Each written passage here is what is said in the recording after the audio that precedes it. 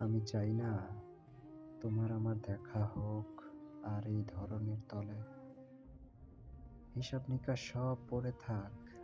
কি হতো, কি পেলে, কে পেল জয়, কার পরাজয়, এ হিসাব থাক না বাকি।